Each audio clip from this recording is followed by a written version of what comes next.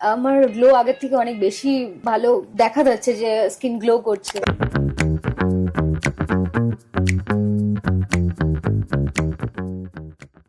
বলো পূজা।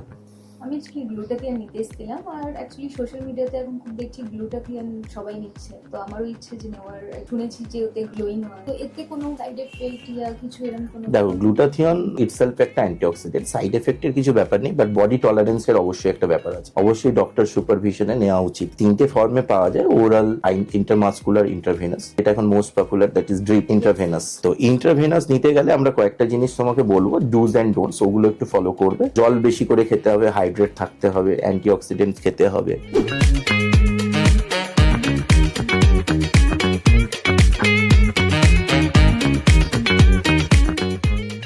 এটা তোমার গ্লুটাথিয়ন ড্রিপ চলছে। এই গ্লুটাথিয়ন ড্রিপটা তোমাকে ওয়ান্স ইন এ উইক নিতে হবে। হালকা একটু ইরিটেশন বোধহয় হচ্ছে ভেনের মধ্যে, হতে পারে হালকা, বিয়ারেবল, কারণ যখনই কোনো ফরেন পার্টিকেল ভেনের মধ্যে দিয়ে যায় হালকা ইরিটেশন হতে পারে। তো ডোন্ট ওরি, একটু জল খাবে, বেশি করে জল খাবে, হাইড্রেট থাকবে। ইউরিনেশন একটু বেশি হতে পারে, ডোন্ট ওরি। অ্যাকচুয়ালি 5 মান্থ ধরেই নিচ্ছি আপনার এখান থেকে। আমি নিজেকে এখন দেখছি আর আমার ভালো ফিল হচ্ছে, হ্যাপি ফিল হচ্ছে।